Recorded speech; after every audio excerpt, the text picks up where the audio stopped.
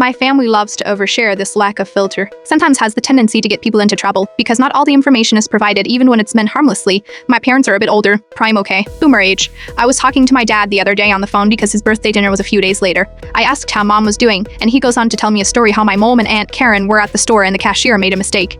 My aunt went off on the cashier and asked to see the manager. My mom was mortified and tried to calm her down, but she wasn't having it. I then mentioned to my dad, "That's such a Karen thing." He goes on to say, "Yeah, your aunt does that a lot."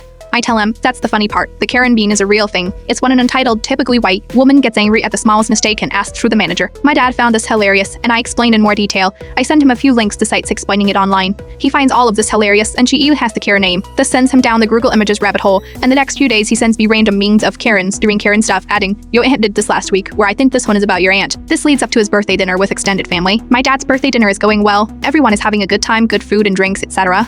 Suddenly my aunt, sitting a few seats down from me, leans forward and loudly shouts down the table, "Hey, you meaning, like, what's this whole thing about making a meme about me?" I respond, "Huh?" She then tells me my dad sent her all these crew about things she's done.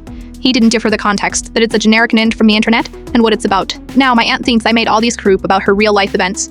At this point, the entire family thinks I created this meme on the internet about my aunt's antics in public. There is a back-and-forth discussion about it being really rude of me. She's pulling a Karen and starts chewing me out. Meanwhile, I am looking at my dad like, "WTF, back me up here." My dad finally steps in to say that this is just a random bribe internet thing, and that I didn't make these up behind my aunt's back. Even after explaining, she's a bit irritated. It is apparent she is embarrassed that she is so much like a Karen and couldn't tell the difference between the stories online and her own encounters.